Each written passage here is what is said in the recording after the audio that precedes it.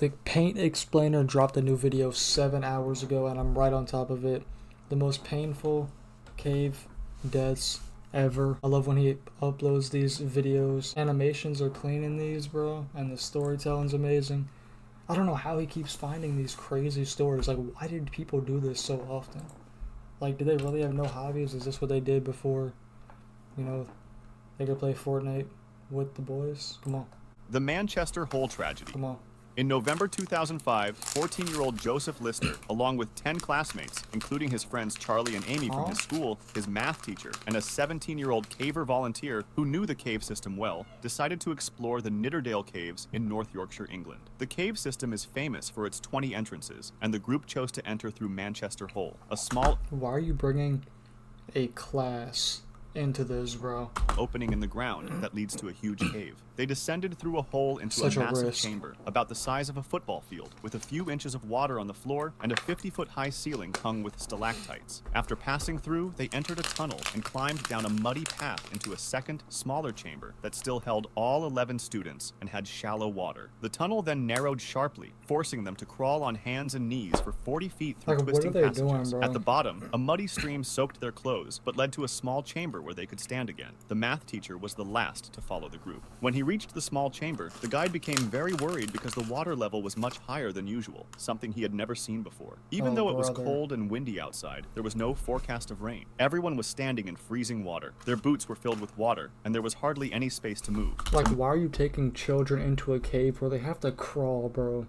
Then it's freezing water, their feet are gonna be... Make matters worse, the water kept rising, soon reaching above the knees of some students. The guide, confused by the sudden flooding, knew they had to get out quickly, so they decided to retreat. The math teacher went first, followed by the students, one by one, So you're last to crawl in, first to leave? Okay. taking the small passage back to the previous chamber. At one point, the teacher and 9 of the students were inside the tunnel when a sudden surge of cold water flooded the chamber. The guide, along with Amy and Joseph, were the last to exit the chamber and enter the tunnel. The tunnel was crowded with students struggling against the rising water. Realizing the danger, the guide, Amy, and Joseph went back to the previous chamber to catch their breath, but the water kept rising and they were nearly submerged. Yeah, you can't Taking a go back. deep breath, they re-entered the tunnel. This time, the tunnel was clear enough for them to move. The guide led the way, with Amy and Joseph following closely. However, in the previous chamber, the guide pushed Amy out to safety, but Joseph never made it out. The water continued to rise, even in the chamber. The guide tried to go back for Joseph, but the math teacher insisted on taking the other 10 students to safety. Tragically, Joseph drowned in the narrow tunnel, where there was no air. After the incident, the group went to the surface to alert emergency personnel, and they emerged under a blue sky with strong winds, but not a single drop of rain. It was later revealed that strong winds had blown water out of the nearby Scar House Reservoir that day. Thousands of gallons of water were forced into the river below, causing it to rise 4 feet in just 1 hour. This surge of water drained directly into the cave system. Normally, water slowly trickles through and seeps into the groundwater, but that day the huge volume overwhelmed the cave's ability to drain, triggering flash flooding throughout the system in just a few minutes. Cave rescuers arrived within 20 minutes after being called. By then, the water had already receded to below their knees. They found the lifeless body of Joseph Lister. That's fucked up, bro. That's some horrible timing. I'm not gonna lie. That's such... In the narrow tunnel before the final chamber. Awful. Neil Moss incident. It was Sunday, March 22nd, 1959, when 20-year-old Oxford philosophy student Oscar Neil Moss, along with 7 other people, 4 of whom were part of the British Caving Association, decided to visit Peak Cavern in the village of Castleton, Derbyshire. The cave system was well known. However, 2 weeks earlier, the same 4 BCA explorers had discovered a new fissure in a side chamber that was 1,000 feet deep. The 8 explorers entered... 1,000 feet deep? Are you out of your mind? 1,000 feet away from... beautiful green grass? I'm good. The cave system in the afternoon. They were equipped with ropes, lamps, helmets, and other necessary caving materials. Upon entering, they discovered the Mucky Ducks section, a wet squeeze tunnel that was frequently flooded after rain. This led them to the Boulder Passage, an easier section where they could stand upright while descending and maneuver around various obstructions. Approximately 493 feet into the passage, a 10-feet climb on the north wall of the upper gallery awaited them. High above the steep, muddy slopes was Pickering Passage. Bro, how are they getting down that without taking fall damage, bro? A long, narrow crawl space where you had to stretch your whole body to move through. It concluded with an awkward bend and a muddy sump. Above the eye hole, just large enough to accommodate... That's how they're not taking fall damage, because you have to literally squeeze your body to fit in those crevices. I'm good, bro. human body laid the next challenge. It led to a thigh-deep, muddy pool that connected to the stalagmite chamber, a vast, beautiful part of the cave filled with Probably stalagmites with a beautiful. ceiling high enough for a person to stand upright. Despite their fatigue, they approached the newly discovered fissure in the ground. The shaft measured around 3.2 feet by 2.3 feet. None had ventured all the way down there, but it was estimated to be at least 40 good, feet bro. deep. To be That's a safe, death they trap. decided to deploy a 250 feet climbing ladder, and Neil volunteered to go down. He started to descend around 3:30 p.m., pushing the ladder before continuing. He went down 12 feet when he met his first challenge, the corkscrew twist. He succeeded in pushing himself into a 10-foot-long, slightly inclined You're an passageway, idiot. and then crawled through it, pushing the ladder as he went. They think about how to get down, but they never think about how to get back from that tight squeeze, bro.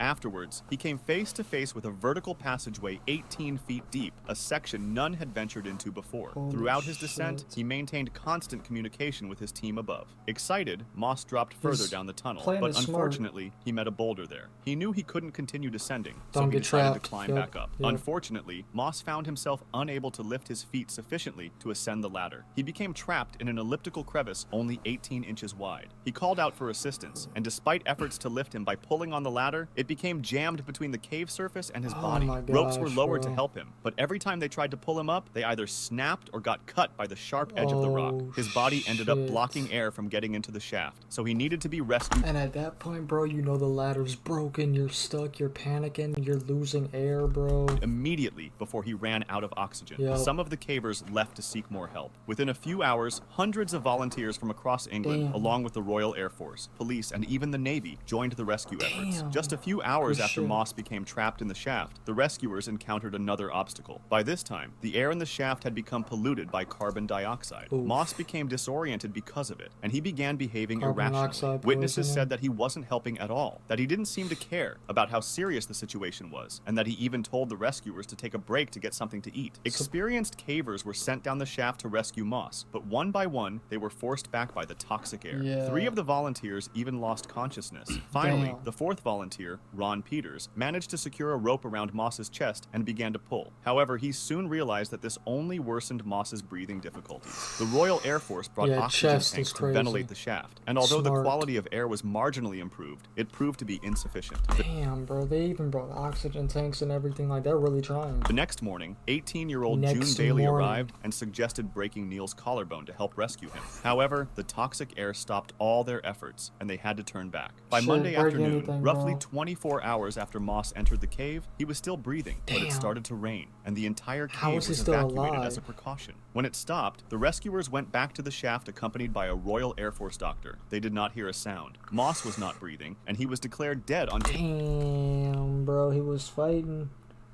He was fighting. Damn, they should have like went through their options like first day, like we could break this or this. Cause, bro, if that's me, bro, break what you got as long as I'm not dead. Tuesday, March 24th, 1959. Damn. Throughout the ordeal, Moss's father, Eric Moss, stayed at the entrance and asked that his son's body remain where it was to avoid risking further injury or loss of life during the rescue. The shaft was sealed with rocks from the stalagmite chamber. That Damn. chamber, which held the shaft, later became known as the Moss Chamber, his final resting Damn. place. The Manatee Springs Cave diving tragedy. On March 14th, 2022, a couple of friends, William and Harry, and their respective fathers, George and Jack, decided to visit the doing Manatee this in Springs the State Big Park in 22? Florida to do some cave diving. Okay. At Manatee Springs State Park, divers need to have full cave diving certification and must Sure. dive with a partner who has previous diving experience at Manatee in Okay. order to access the cave area. All 4 divers had only the intro to cave diving certification, not the full one. The Manatee Springs system is known for its 4 entry points. Manatee Springs, mainly for open water divers, Catfish Hotel, Sue's Sink, and Freedman's Sink. The cave tunnels below these points extend for thousands of feet, but only Freedman's Sink and Catfish Hotel have an entrance pool for cave divers. The system is called a siphon because water flows like a river from a distant entry point and naturally comes out at Manatee Springs. Due to this flow, cave divers typically enter at one point and exit downstream at another. That This makes type of sense. dive, known as a traverse, is more challenging because divers must know 2 pathways instead of just one. Entering a siphon and a traverse system was only allowed for full certified cave cave divers. Regardless, Makes they decided sense. to enter the system at Freedman's Sink and planned to exit at Catfish Hotel. They started their dive at 11:17 a.m., each diver equipped with 2 air tanks, both filled to 3,800 psi. Since the tunnels were about 100 feet deep, roughly 4 atmospheres of pressure, the air was compressed to 1/4 of its original volume and consumed at 4 times the surface rate. They all carried both primary and backup light Nice. sources, as well as dive computers to track their depth, heart rate, movement, and time. Additionally, William and Harry had a GoPro in their head to document the entire dive. William and Harry took the lead, with their dads following closely behind. Okay. The gentle pull of the water from Freedman's Sink helped them cover the 1,700 feet distance to Catfish Hotel. So After the crazy. first 900 feet, they came to an exit line at Sue's Sink. A rope tied to a rock marked the spot, and light from the surface was seeping into the tunnel. This Nice. exit was meant for emergencies only, because it wasn't set up for divers, but for campers. Their planned exit, Catfish Hotel, was 700 feet away. They kept Damn. diving and eventually reached the end of the route near Manatee That's Springs, scary, but they bro. couldn't see the exit line to Catfish Hotel. Confused, they started searching for any light coming from above, but found nothing. Fathers and sons teamed up and decided to return by following the line. At that moment, George had 3,000 psi of air remaining, which was enough to exit safely. However, the Nice. return trip turned out to be more difficult than expected. They were moving against the current, so That's their air true. consumption increased rapidly as their breathing rate went up. Finally, George spotted the exit at Sue's Sink Nice, and nice, noticed nice. light Get leaking up, from get the up, surface. get up, get George up, and his get son up. William emerged from the system at 12 p.m. However, their friends didn't make it out. Something had gone wrong. William wanted to dive back down to find Harry and Jack, but George insisted on calling 911 instead. Yeah. Harry and Jack had apparently missed the exit at Sue's Sink. What? Their lighting equipment washed out the natural light leaking from the surface, and No. boulders further blocked it, so they didn't see the exit. They continued diving desperately for another 20 minutes, searching for any exit. Finally, Harry spotted the light at Freedman's Sink. Rushing Nice. ahead along the guideline, he looked Nice. back to see his dad's camera light following him. Harry managed to exit the system at 12:20 p.m. with Nice. one tank completely empty and the other below 1,500 psi, but his father Jack did not emerge. William and What? George met up with Harry at Freedman's Sink, and they talked about why they had missed the exit at Catfish Hotel. They later realized there was no upline leading to Catfish Hotel. Deep inside the cave, they could see light from the surface, but it was partly blocked by a 10-foot deep passage Yeah, you arranged in gotta a really double L look. shape, a detail they have wouldn't to have known know. without prior experience. Yeah. In fact, many divers enter through Catfish Hotel and exit at Freedman's Sink because it's easier, even though they have to dive against the current. Cave rescuers arrived around 12:50 p.m. and found Jack's lifeless body just 100 feet from the Damn. exit at Freedman's Sink. Both of his tanks were completely empty. He had traveled 3,400 feet through the system That's and ran out of air crazy. in the last 100 feet. His final movement was recorded at 12:17 p.m., just Damn. 3 minutes before his son surfaced and 17 minutes after his friends surfaced at Sue's Sink. If you liked this video, subscribe for Damn, similar bro. ones or join my Discord to suggest another. That's some pain, bro, because he was so close. Rest in peace. That really sucks. All these are tragic. He is pumping out great cave videos. Insane, bro. These people are risking their life for crazy stuff. You know, props to them, and they have a cool hobby that's not, you know, a crime or anything, but, bro, it's so insane. I would never touch that, but, you know, it is what it In is. my hometown, there's nobody left. Set up the bro with a play, don't fumble it. Damn, he fumbled the ball, I gotta recover it. East Street lacking, other bitch caught up. He spun back, that's not what I taught him. Now I gotta make the play.